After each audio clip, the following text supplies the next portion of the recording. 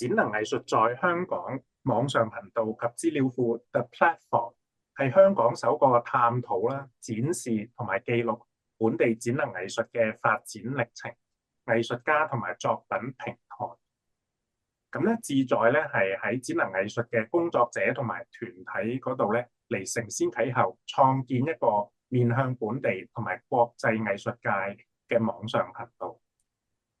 喺呢一個節目入邊咧，我哋嘅網上頻道都進行咗同海外藝術家線上嘅節目製作，去同唔同地域、唔同藝術範疇嘅藝術家咧去交流，希望咧了解佢哋嘅共融藝術創作理念、表演方式同埋藝術實踐嘅。咁今日咧就好開心有台灣嘅賴盈秀老師啦，同埋即係廖正海同學咧同我哋分享。好，謝謝賴老師到來跟我們一起分享你的創作理念，或者是藝術教育的市場。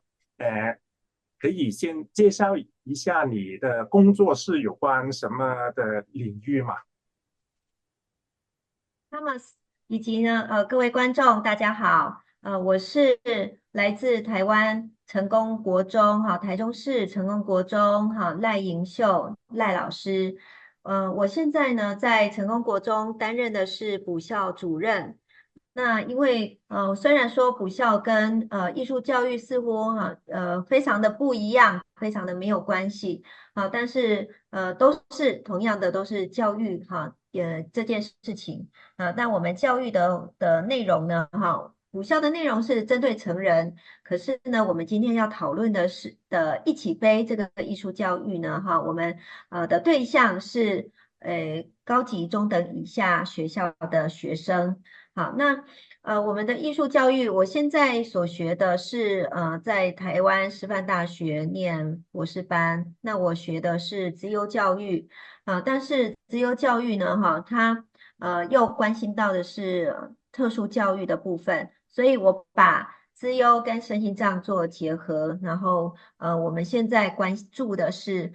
雙重輸役學生的教育。那什麼是雙重輸役學生？就是他是身心障礙，但是同時又有資賦優異才能的孩子，等於說他是同時具備有兩種特殊身份的學生，然後兩種特殊需求的學生這是我們目前呢正在推動的一起飛的一個理念，就是我們希望讓這種有雙重特殊需求的學生呢，在優勢能力的部分可以有更多的資源那來做學習，然後加入的是資優的概念，加深加廣還有加速，讓學生呢雖然是在國小的年紀，可是呢他們學到的東西可以是國中美術班，甚至大學美術系研究所美術研究所的課程的內容。那我們經過這5年來的嘗試，還有課程設計，也證明了這些孩子雖然年紀還沒有到研究所的程度，但是因為他們的藝術才能非常的卓越，那他們的表現經過藝術家的引導，還有家長的陪伴之後呢，可以達到我們所期望的那樣子的成就。謝謝你的介紹。就是我聽到呢，就是有很大的目標啦，也會聯繫到很多不同的人，很多單位。而且呢，我覺得就是這個雙屬學生這一個群體，應該據我了解，在台灣不是有很多就是一個比較小的人群被人家發現。為什麼你會特別關注這一個群體呢？我了解你是中文系人類學和教育的一個專業，為什麼你會進到這個藝術教育的領域呢？這個的確是很奇妙的機緣。我大學念的是中文系，因為我喜歡中國文學，喜歡古典文學。那研究所念人類學，是因為我很喜歡原住民的文化，就是台灣的原住民的文化。那其實不管是文學或文化，都是屬於人類的所创造出来的文化的部分。好，那原住民是少数民族，那原住民的人数也很少，那在国家里面呢，也是属于弱势的族群，所以这也就影响到我现在念的科系是特殊教育。那特殊教育的这一些学生需要特教的这些人，也是我们少数的群体当中少数的人群，大概每100人当中只会有3位会有身心障碍，或者是会有资赋优异的才能。对，所以这个我的学士的过程呢，是环环相扣的。所以即使现在做的是特教的部分，但是也是跟过去所学的人类学对人的关怀，然后文学对文字的运用都是可以做运用的。嗯。据我了解，这个计划已经有到发展了好几年，可不可以分享一下，就是在最初的阶段，你们会不会遇上什么困难啊，或者是有什么特别的地方你是特别想分享？我们这个计划一起飞，这个“翼”是差异的“翼”，起飞就是飞机起飞。用意是“翼”是双重书意，是特殊的，是不一样的。然后，但是这些孩子呢，是可以凭借着自己的努力，还有自己的天分呢，可以翱翔，可以飞出自己的一片天空，飞出自信。好，这是我们取名叫“一起飞”的一个精神。那我们对于这群孩子呢，我们会希望的是，能够提升用优势的能力，然后提升这些孩子的弱势的能力。好，那优势的能力就是他们的绘画的能力嘛，哎，然后弱势的能力呢，就是他们身心障碍的部分啊，有的是自闭症的孩子啊，有的是注意力不集中的孩子。好，那有的是过动的，或者是那个脑性麻痹的，好，这些弱势能力呢，都是影响了他们的生活还有学习。对，那所以呢，我们会希望就是用他们很会画画、很爱画画的这个专长然后来提升他们所不能的就是 disability 的部分，这样。嗯。可以分享一下最初会不会怎么样发现这一个群体是特别在艺术上面会有资优的一个状况呢？你是怎么样呃发现这一些学生，或者是是不是家长觉得他们特别有天分带他们来啊，还是在学校找一些学生呢？身心障碍的学生在台湾呢，也是有上万人，但是身心障碍的学生里面有资优被鉴定出来，通过资优鉴定的学生，目前不到1%。那相较于美国或者是澳洲这样子的这些西方的国家，那他们的鉴定鉴出资优的这个人数还有比例呢是比台湾高很多的。好，所以要怎么样去发现这些身心障碍学生的资优的能力呢？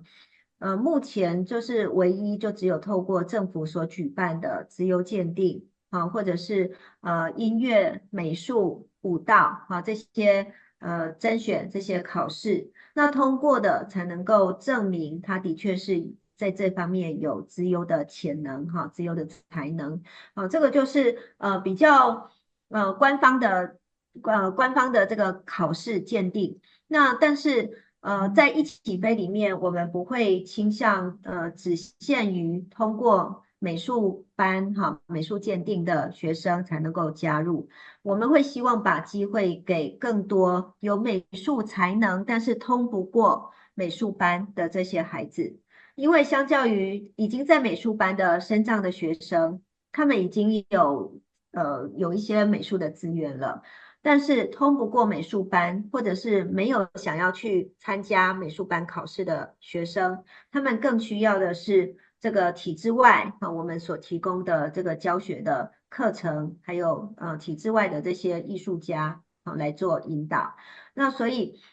这些学生要怎么样发现他们的优势能力的专长？我们有几个管道，第一个就是学校推荐，然后老师推荐，或者是家长自己推荐，或者是学生看到讯息以后自己来报名，这些都是我们来发掘身障学生然后优势能力的一些方式。但是他们来报名的时候，我们都会希望他能够提供5件近5年来的作品，然后请艺术家来做筛选。因为我们的课程的确是加深、加广、加速，所以没有办法让喜欢画画，可是他的潜力没有达到那样的程度的孩子进来这样子的话，可能这些孩子他自己也会觉得很辛苦，然后艺术家也会带得比较辛苦一点。好，所以我们还是会有一个基础的用作品档案评量的方式来做筛选。所以刚刚主持人有问到说最困难的方式，学生的来源的确是这个计划要走下去的一个难题之一。好，因为双数的孩子的确是太少了，然后这个美术呢，对一般的孩子来说，他可能是人生生涯规划很多选项里面，的一个选项。但是对双输的孩子或者对身障的孩子来说，如果美术是他的专长，那美术就会变成是他很多选项里面唯一的机会。所以我们会希望呢，是把这个艺术资源的机会呢，给这些双输双重特殊需求的孩子来做学习。好，那所以学生的来源呢，是我们的一个挑战。因为我们每一年都会有孩子可能因为升学的原因，然后退出计划。那我们每一年呢，也都会把释放名额让新的学生进来，来做挑选，来做报名。那的确不会演的，就是从去年开始，我们的经费原本是由一个慈善基金会来做协助，是整年的钟点费都是由华科慈善基金会来做帮忙。那所以在第1年到第4年呢，我们的经费是充足的，但是在第5年的时候，因为疫情的关系所以一些科技业产业呢他们在经营方面也遇到了一些困境，所以在经费上面也就没有办法那么充足。那我们就是靠自己跟各界来做募款，包括我的朋友，我的其他的企业家的朋友，然后或者是我自己的其他的亲人、友人来做赞助，所以经费呢会是第2个困难的项目。那我们刚刚讲到的学生的来源，那有些家长听到要自费之后，的确就是退出了这个计划。这当然就是比较现实面的考量。可能他们自己家境也不是那么的充裕，那孩子呢要来学习美术学习画画，这种可能在生活上面不是必需品的项目，他们如果是要自费的话，他们可能就会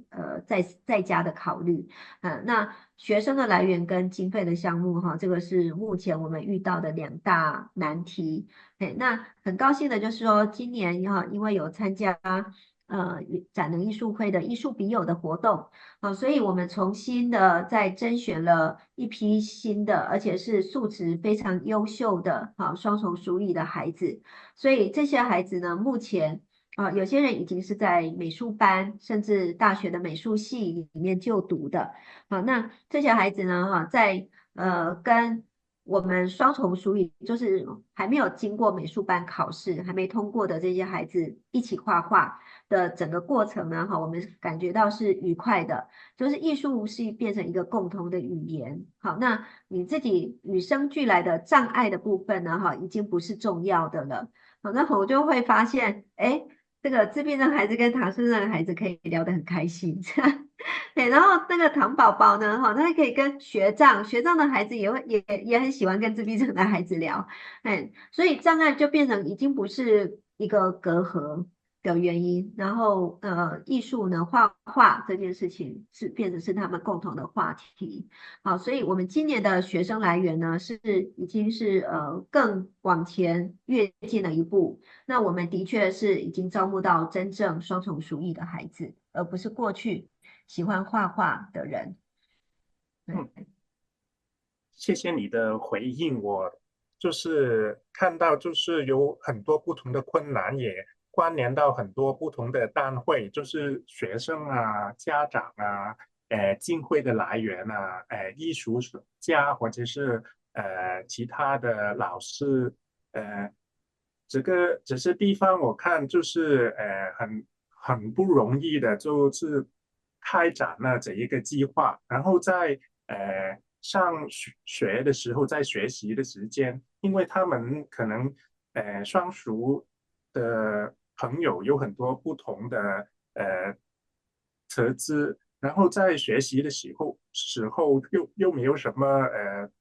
特别需要的注意，或者是你们用什么方法跟他们去做这一个学习呢？如果是这个注意力不集中的孩子的话，这的确是一个挑战。因为我们在第一年的时候，有个艺术家，就是在第一堂课，的确是被一个注意力不集中的孩子呢给惹气了，没有惹哭啦，就是很生气这样。对，那这些孩子很奇妙的就是，他们可能平常在听数学课、国文课的时候呢，注意力是不集中的。但是呢，一旦在画画的时候呢，他们又可以很专注，甚至呢，专注的时间，以及专注的程度呢，会超过一般的学生，就是在画画的时候。所以有时候，用与生俱来的能力，的专长，是可以很容易的引导教会他们去做一些他们原本自己认为做不到的事情。呃，我知道呢，你们也在艺术训练之外，还有一些是有关写教的训练，或者是让他们以他们的作品去分享他们自己的想法，可以分享多一点这一个部分吗？嗯。对，社会技巧呢，的确是自闭症的孩子呢非常需要学习的项目。那社会技巧的部分第一个就是眼神的对视。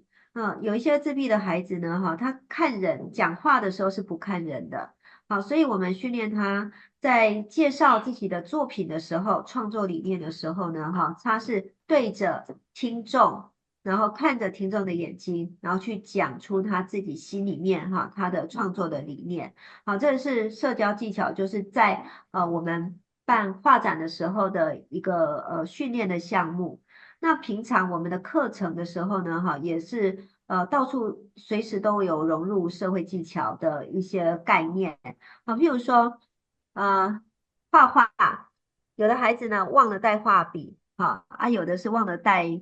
颜料。嘿，那这个时候呢，互相的交换互相的借用交流这个就是一种是最基本的社会技巧。嘿，然后孩子跟孩子之间的聊天他们开始呢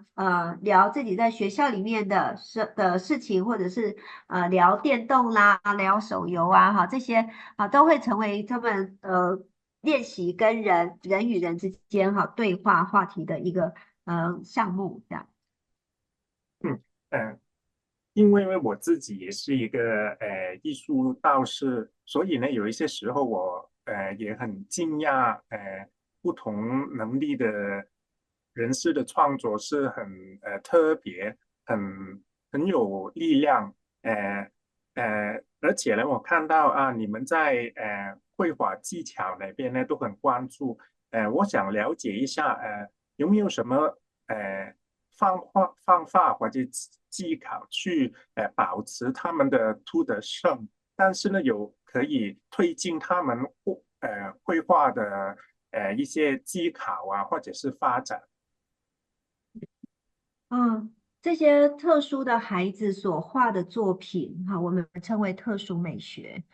他们的作品呢，如果要去参加政府官方举办的比赛是不容易得奖的，因为他在美术比赛的评审的项目里面，哈，那个或者是有一些公式哈，一张好图的标准或者是公式上面呢，哈，这些孩子他们自由创作出来的作品哈，的确是比较不符合这些规范，那所以他们也很难去得奖。好，那但是我们用另外的角度啊，另外的美的这个感受啊来看这些特殊孩子的作品的时候呢，啊，的确他们都充满了创意。譬如说，我有介绍一幅作品，这个是廖敬凯他在1年级的时候得到的。得到的全国学生美展比赛的一个奖项。好，那他画的是蛀牙好痛。那在他的想法，因为他国小的时候就曾经因为蛀牙被抽过神经，然后他就想象为什么要抽神经？因为蛀牙虫就住在牙齿里面，所以医生就要把蛀牙虫抽掉。但是抽掉的时候又很痛，所以呢，他这个整个脸都皱在一起。然后他想象的话，就是那些细菌都是住在牙齿里面的。好，那像这种天马行空的想法，是特殊的孩子呢是容易去发想出来的。那甚至有的孩子是很厉害，他可以用一支签字笔，然后画出他想象中的神话故事。里面会有喷火的龙啊，会有恶魔啊、女巫啊、女神啊，等等这些的主题。所以像这些孩子呢，他们的特殊的美学呢，是非常跟一般的孩子所画出来的是很不一样的。但是它的确就有一种特殊的美感存在，会让人眼睛为之一亮。那尤其是自闭的孩子呢，很喜欢用鲜艳的颜色。那这些色块的拼凑，然后堆叠，那是更加会让人家注意到这部作品的。嗯嗯，谢谢你的分享，就是我都很喜欢这些天马行空的一些作品，还有这些反映他们是怎么样看世界，怎么样理解生活的一切的发生，还有就是他们的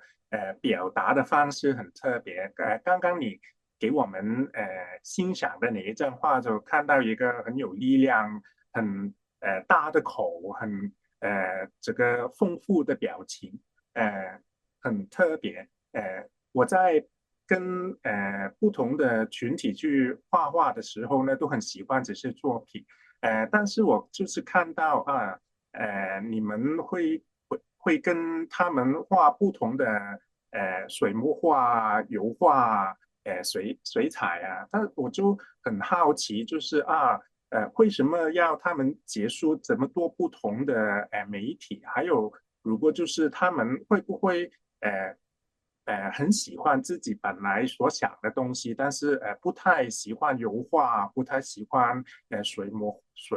墨啊？你们会为什么会有这个课程的设计？还有你们会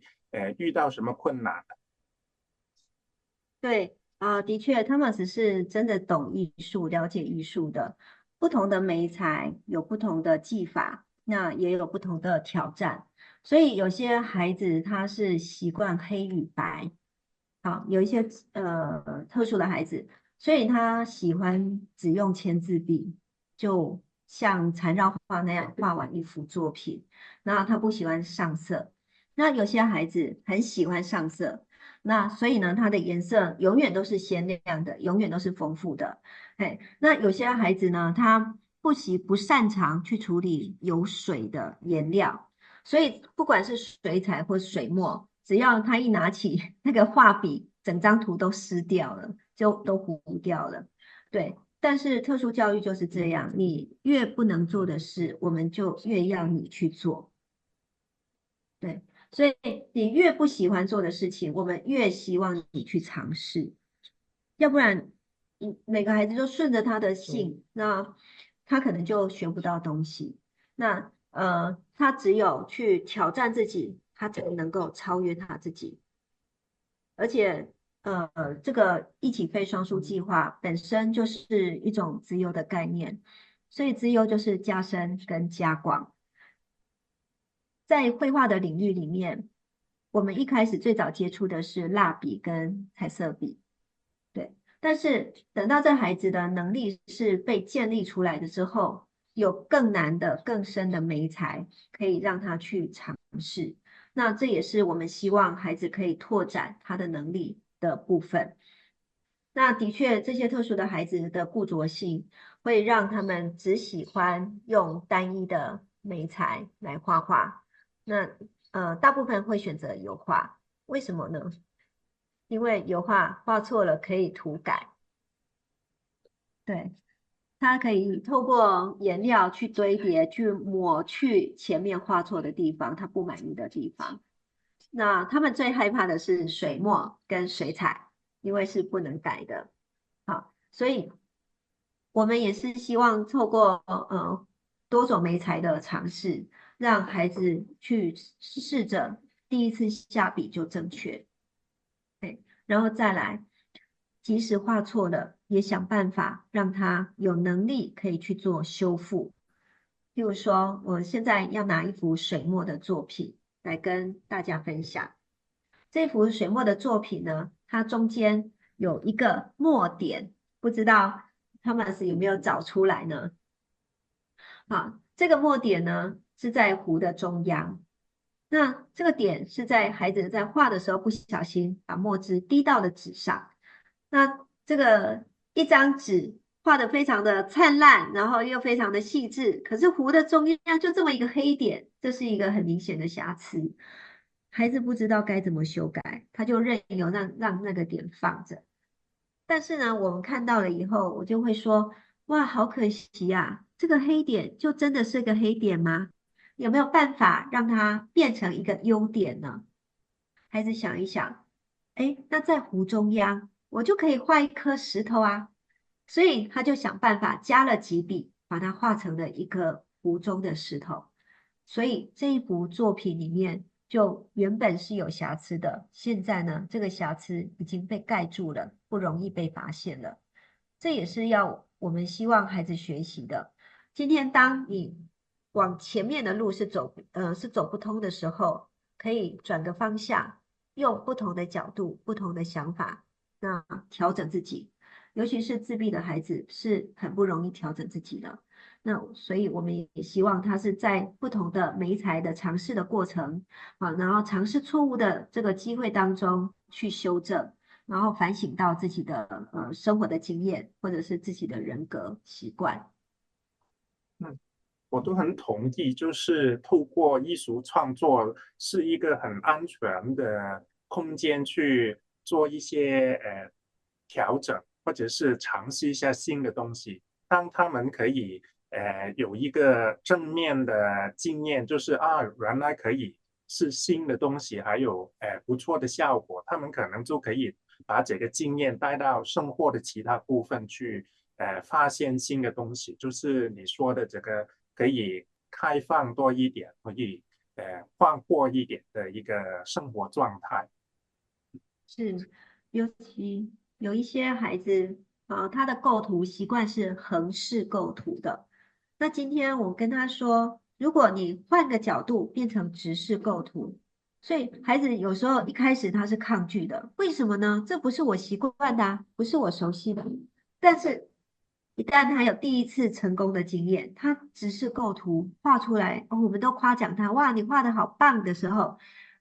第二次画也不用大家去强调，也不用老师告诉他应该要直视横视，他就会自己去判断。好，判断有一些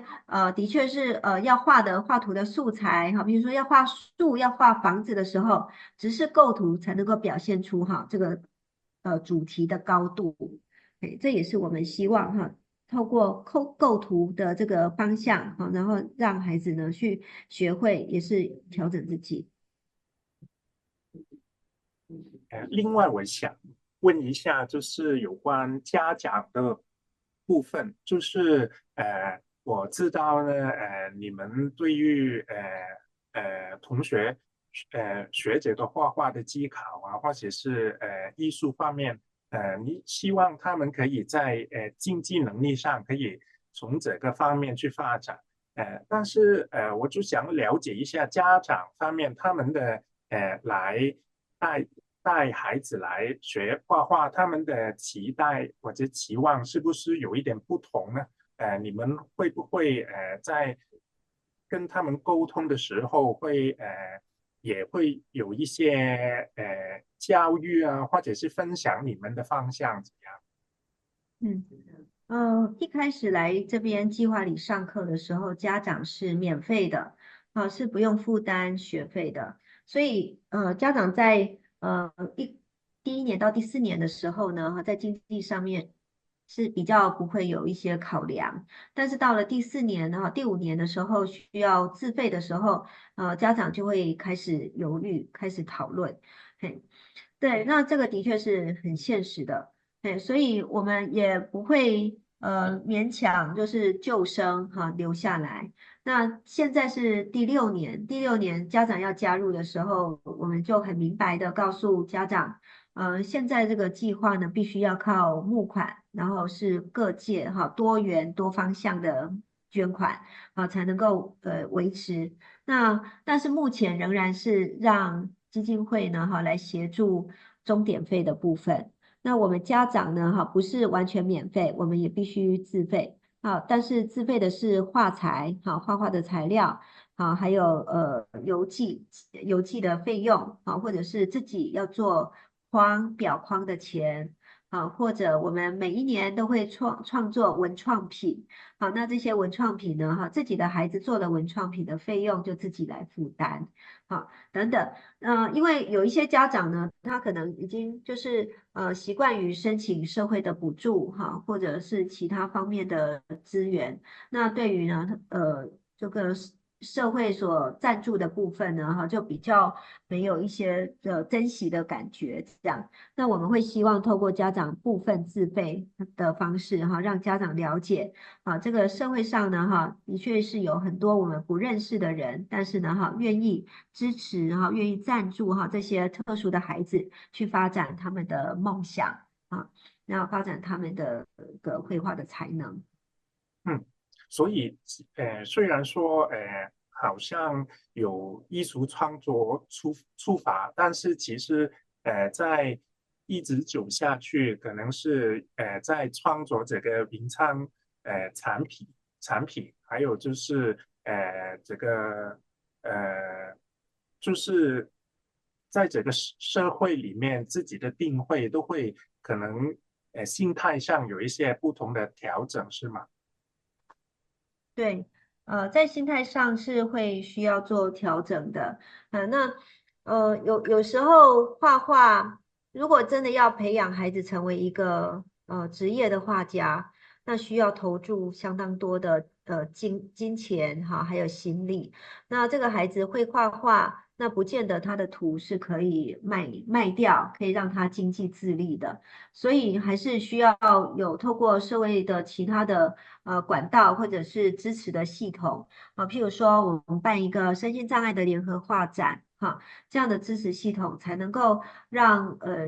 这个学生他透过画画，透过作品得到一些经费上面的资源或者是生活经济的来源。嗯。我自己也是一个有创作的人呐、我就知道创作需要很多经费，因为你比起其他的学科，就是你买这个材料啊，你要去画画，其实都需要很多资源。所以我觉得这个计划就是很厉害的地方，就是不只是让大家只看到画画当中的哪一个部分，但是要怎么样找资源去持续进行这一个画画的东西，然后再变成一个呃专业的一个画家，这个未来的方向，你都是有让大家去看到，也是向这个方向去迈进的。然后我想知道今天呢，你也有一位学生介绍给我们去了解他的作品。可以去介绍他一下吗？好，他叫廖敬凯啊。那廖敬凯他是我的孩子，所以刚刚一开始主持人有问到说为什么会注意到这群双数的孩子，其实都是来自于廖敬凯。他自己就是一个，他有身心障碍，但是呢，他的艺术才能是相当优异的，是早在幼稚园的时候就被幼稚园的美术老师发现。那个当时我是在想。假设他先天就有一些障碍，然后以至于他学习上是有困难的，但是他的画画的这个能力，如果可以让他将来谋生自立的话，那或许这会是他的一个机会。所以呢，我那个时候就开始很积极的替他寻找适合的画画的老师。那的确，这种孩子不是每一个会画画的老师都能够教的。他的确也被几位老师退过货，这样子，对，因为固着性，对，就是老师教的他不接受，好，所以这样的固着性就让他没有办法在那个画室里面学到东西啊，所以我们就只好离开啊。这个孩子呢，他现在已经国中3年级了哈，即将要考高中，那他的梦想就是希望能够念高中的美术班。那我们现在也很努力的让他就美术班的考试的科目，现在高中有考4科就是水墨、水彩还有书法，对啊，还有一个水墨，对，还有一科，反正就是这4科还有一个素描，对，这4科呢都是相当基础的科目。好，那以前呢，我们的计划里面画的最多的就是油画，所以他必须要从头开始学习尤其是水墨的部分因为水墨不是每个孩子都学得来的。所以在计划里面呢，我们也是到第4年、第5年的时候才放进水墨。好，那对靖凯来说，这些学习都是新的尝试新的挑战，但是他也很努力、很努力的希望能够精进自己的程度，因为在台湾身心障碍的孩子要念美术班的机会只有一个，每一间学校就只有一个名额。所以他必须要成为那个第1名，他才有机会念高中的美术班。所以我们现在也是每天都让他练习画画大概3小时到6小时这样。这个都真的是很长时间，很用内心的一个磨练。是，是。可以分享一下，就是刚才你说，就是不是每一个艺术家或者每一个老师都是适合的。你觉得有什么特质才是适合去跟双熟的学生去创作，或者是一起上书呢？对，的确，会画画的人不见得会教画，会教画的人不见得能教特殊的孩子。能教这些特殊生的老师呢，有一个共同的特质，第一个就是有爱心，然后再来就是有同理心，那有耐心。对，他可以，他需要同理这个孩子为什么在这样的情况下会说这样的话，然后会有做这样子的行为。好，所以像这些老师呢，他虽然没学过特殊教育，虽然他们都是专业艺术家，然后也都是美术教育一路上来的，但是我觉得这个是人格特质的部分，他愿意同理这些弱势的孩子。然后愿意呢用更大的空间更宽广的一个包容然后包容这些孩子的创作，而且他们还有一个特质就是他们会欣赏特殊美学。这些孩子所画出来的各式各样不同的主题，他都能够做很好的引导然后让这些孩子的图呢，他可以由构想到完成一幅作品。老师都可以跟孩子做很深入的讨论，所以以上呢就是能够教这些双数孩子的老师或者是艺术家可以的一些特质。谢谢你的分享，就是我觉得好不容易就是这些艺术家要可以欣赏这个特殊美学，而且加上有可能这个目标是要进入一个高中或者是大学的美术系，所以呢他在包容之下又要知道这个传统的方向是怎样，在取得这一个平衡。这个是好不容易的一个部分。对。对，那像我身后的这一幅作品哈，它是古典的造染，就是米开朗基罗呢哈，他们那个年代哈，古典时期呢哈所使用的绘画的技巧。那造染的话也是油画，然后一层一层堆叠上去的一个画法。那堆叠是最深，第一层是有黑色或者是灰色，然后颜色越深呢是在越底层，那到最上层的话是最浅的颜色。那为什么呢？我当时是建议老师教赵然呢，因为他很能够磨学生的耐性，尤其是过动的孩子。对，那个老师也是非常优秀的哈，他是台中教育大学美术系的讲师，他的太太就是特教老师，也正好就是廖敬凯的幼稚园的老师啊，所以也是这样的机缘。那这位艺术家呢，他对身障的孩子呢，特别有一些引导的方式。那当孩子在画这幅作品画到很不耐烦的时候，哎，这个老师哈，这个郭老师呢，他就知道说哈，用什么方法哈可以延续好他的耐心，让他把这幅作品完成。好，所以这个作品大概画了一个多月哈。那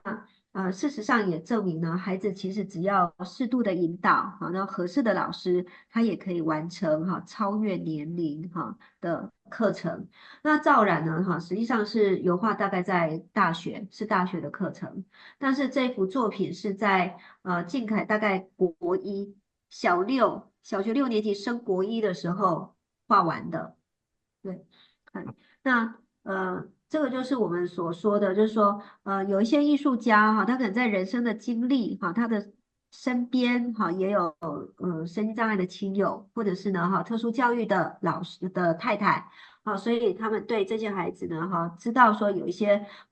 原则或者是教育的理念，来可以灌注在这一次艺术教育的那个课程当中。那我们也希望能够透过一起飞双书计划，那这几年所培养的、训练出来的艺术家，将来有机会也能够进到学校里面，变成一种特殊教育、特殊美学巡回辅导的老师，到各校去服务这些双重书艺的学生。谢谢。听到金凯的画画的过程，可以都觉得很感兴趣，可以叫金凯过来跟我们分享一下嘛？好。欢迎，谢谢金凯，你跟我们去分享你的创作。可以介绍一个创作嘛？这个应该是你都比较喜欢的其中一张，是吗？对，这也是我比较因为这是我花了4堂课的心血把它给创作完的。嗯，你最这一喜幅画，我最喜欢的地方就是那一只猫，因为那一只猫感觉就是很温和的，怎么讲？就是说怎么讲？就是很乖的睡在海边吧。那个也是其中一个考题啦。对，那只猫的方面就是猫就是要把它就是画出来，然后要画的非常的仔细，然后老师指导一个一个部分把它好好的画出来。然后这一幅画，当然啦，这幅画的话，因为太多了，才能4堂课完成。嗯，然后还有这个最远的地方其实是海，然后这个怎么讲？猫的睡的地方是沙滩，然后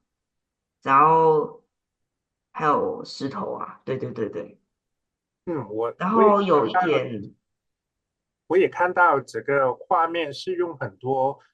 不同的方法去交代不同石头啊，猫的皮毛的特质，就是用很多不同的技法去画成这一个画面。对，但是花了4堂课，可是考试的时间水墨只有考100分钟，那他花了4堂课是240分钟，所以真正如果考试的时候呢，哈，可能就没有办法画的这么细致，啊，就必须要有一些重点式的勾勒，然后上色这样子，这也是特殊生比较困难的部分啊，因为在时间的掌握上面哈，的确他们是比较不擅长的。好，他们不了解说10分钟跟20分钟的这种感觉，有时候剩下10分钟就要交卷了，那但是呢，他们还是非常执着的在一些细节的部分，那反而整个画面很多的空白哈，他们没有注意到哈，他必须要用颜色哈一些技巧把它给补满，这也是为什么很多特殊生虽然呢哈让他一个人画比赛图的时候，他可以画很好。但是呢，去考试的时候呢，是考不上的原因。嗯，我也理解，可能就是这一个考试的制度或者系统可以还没有真的关注到他们的需要，可能就是要再多一点关注就更好。那么我们再看其他的创作啊，另外这一个也是你很喜欢，这个有没有什么意思，或者是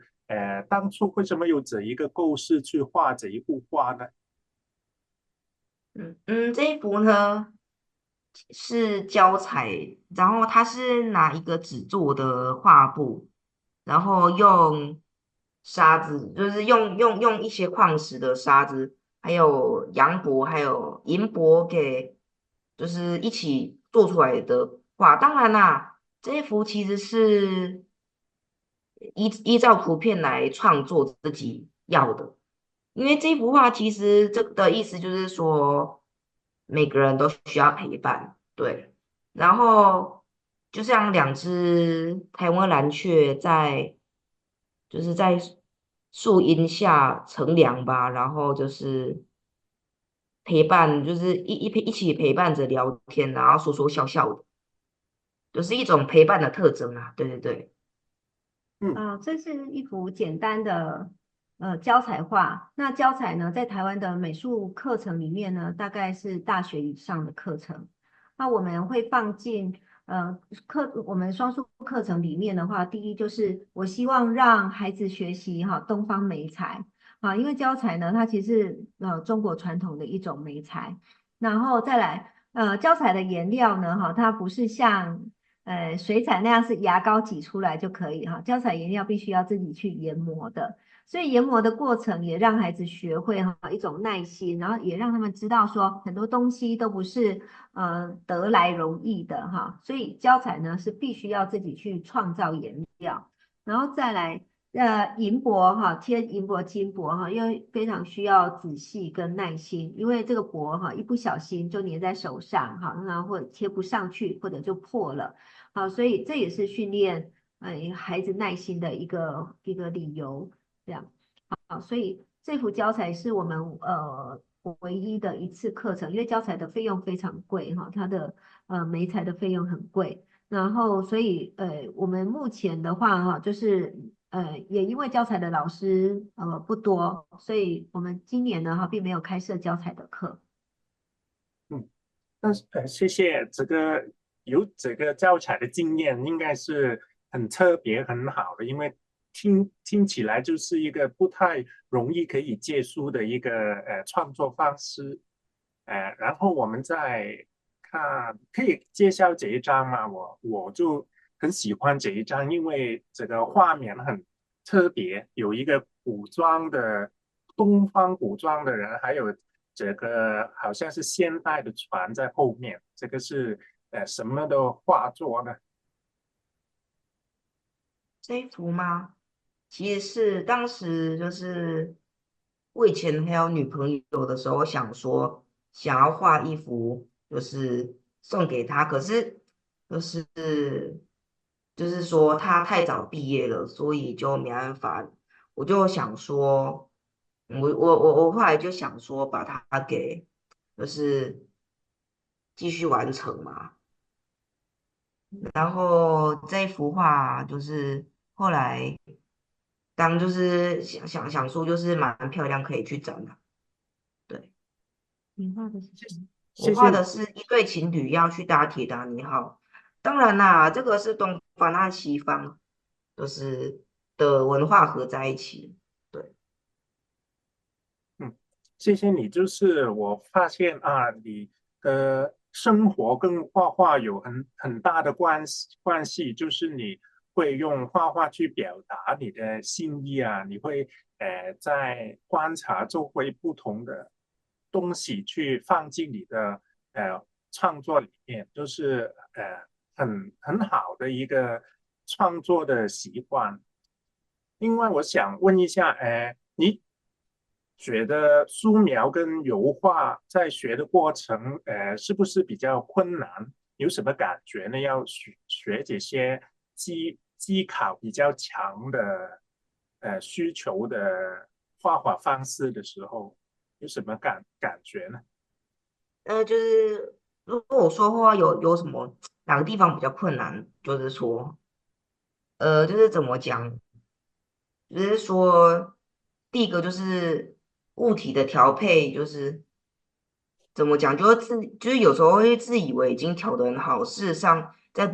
其他人的眼里调得不是那么好，或者是说自己就是觉得说明明就已经画很认真了，其实我现在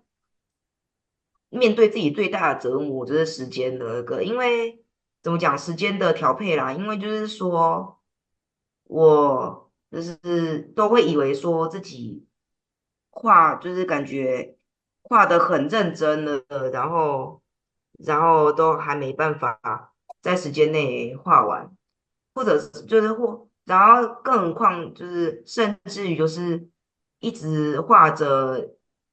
其中一个地方的细部，然后让那个细部就是画的虽然很精致，可是其他地方都没画，也是要面对的困难。对。这幅素描它是第一幅用炭笔画的。那炭笔在台湾的教育里面呢，哈，会是在高中以上，哈，才会尝试让学生使用的一个媒材。那为什么会让他提早用炭笔？就是因为刚刚提到的时间的部分。如果用碳晶笔来画的话，那静凯呢，哈，它的速度是没有办法在2个小时内画完素描。所以我们老师的建议哈，就是改用碳晶笔。那一般的孩子哈，在国中阶段，碳晶笔是控制的能力是不是很好的？但是静海呢，非常特别的是，它反而碳晶笔呢，哈，它可以控制，更能够控制它的浓淡跟粗细。所以哈，这也是一个证明，就是这些特殊的孩子真的需要有特殊的方式哈来做引导。那只要适合他们的方式，他们就可以表现出哈，就是超越一般同才好的结果。嗯。另外，我也想问金凯一下，就是你觉得你最喜欢画什么，或者是你在画画的时候，什么东西让你最开心、最满足呢？嗯，就是说感觉就当画完之后会有一种就是很有成就感的感觉，就觉得说我真的我真的在一天以内，或者是说我真的画完一幅，我觉得就是我认为自己做不到的画，我真的做到了，我就会嗯，就是会有这种满足和成就感。然后就是我未来想要继续发展的是油画，因为油画最能表现出就是自己就是怎么讲，就是我未来想往创作方面发展，然后以油画为专长，因为画错可以修改，加上说怎么讲，还有更多就是画作可以修改，加上说还有就是表达更写实的一面啊，对对对。谢谢你的分享，我觉得很厉害，就是你可以从创作中有这个满足感，也很慢慢寻找到自己想发展的方向，其实是很不容易，也是很多创作的人一直在寻觅的东西啊。谢谢金凯今天的分享，谢谢你。那么我们可以再跟赖老师谈一下其他的部分，就是有关就是台湾当地双属学生权益啊，还是未来的发展是怎么样的？我现在再从头呃问一次，就继续这一个问题。好，台湾目前双书学生的权益很高兴的就是说，我们是在民国86年特教法修法的时候，有把双重书译学生的受教权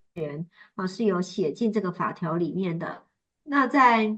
2023年修法的时候这是特教法大概第4次修法。好，那我们也把双数学生的这个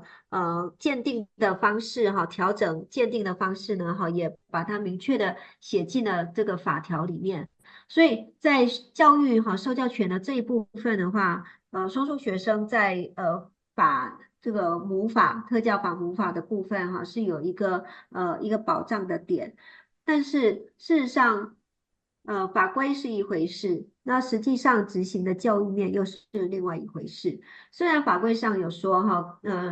这个特殊双重数译学生是可以做一些适度上的鉴定机制和方式的调整，可是实际上呢我们在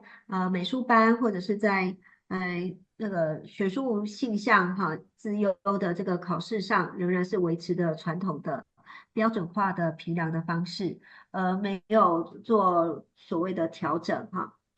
相较于美国在这个美术资优的就是多阶段的鉴定方式的这个的比较那美国呢它是有参酌的这个观察记录，就是教师是会入班观察学生的课堂上的表现，1学期之后才能够提出这个鉴定的需求，然后在鉴定过程也是为期好几天的然后甚至呢也有做一个类似像营队的方式让学生在一个比较充足的时间下完成作品但是台湾的鉴定呢因为经费、人员、场地的限制所以呢始终都只有在第1阶段1天，第2阶段1天等总共2天当中结束那那个艺术才能美术啦音乐或者是舞蹈这种艺术才能的鉴定呢只有1天所以在你要识别这个双数学生的这个过程当中在这样的机制其实还是有很多的讨论跟改善的空间那看是怎么样调整才适合各式各类的障碍类别的学生来做一个完整的考验，然后让他们能够在符合障碍的情况下能够有一个更好的表现而不会因为这个标准化的测验过程，然后又因为他们的身障的这个困难然后以至于他们没有办法发挥他们的实力没办法通过这个测验。真的是有很多不同的地方需要配合，才可以让这一个双数学生有更好的发展加上有更多不同的资源去创作比如说就是除了是政府啊，或者是一些教育政策之类的，我觉得就是公众对艺术的理解呀、或者是家长他在对自己的孩子要从事艺术工作有什么想象，或者是觉得是不是真的可行，就是已经有很大的不同的沟通要发生这样子。我想问一下，在你们的计划继续发展的时候，会不会有什么特别的方向你们会继续进行呢？我们今年是一个很重要的一年哈，因为我们的足迹啊已经跨越了跨越了这个台湾的领空哈，等于说我们是往跟香港哈来做一个合作。那目前哈就是我们正在进行的是展能艺术会的艺术笔友的这个活动。那我们也跟香港的4个特教机构的学员来做共同画的创作，所以我们目前收到的是2件由香港的机构画成的很长的图哦，大概270公分乘以70公分这么大的图。那我们收到了，而且我们的任务呢，就是在图的空隙当中画上代表台湾的一些物品啊、景物啦或者是特产啊这样子。好那这个工作呢我们在1月28号的时候呢在郑炳煌老师的带领之下呢他带领了12个学生一起完成了。好，那接下来我们的任务就是台湾也要完成2件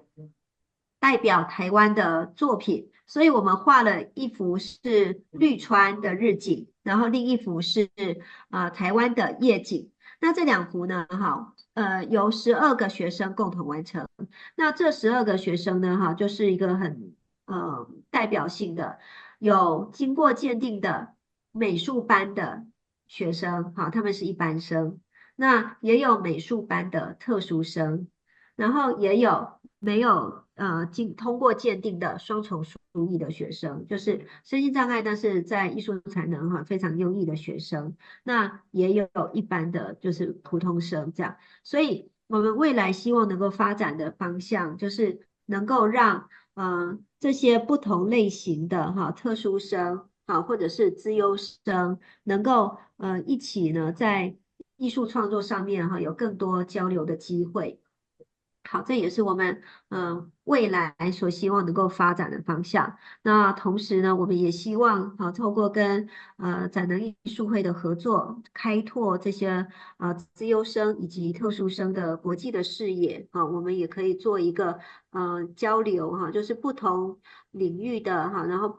就是可能跟没有见过面的朋友们能够有一个共同的语言就是用艺术我们来做友谊的对话。嗯，谢谢你的分享啊，赖老师。就是今天呢，你给我们很多不同的呃新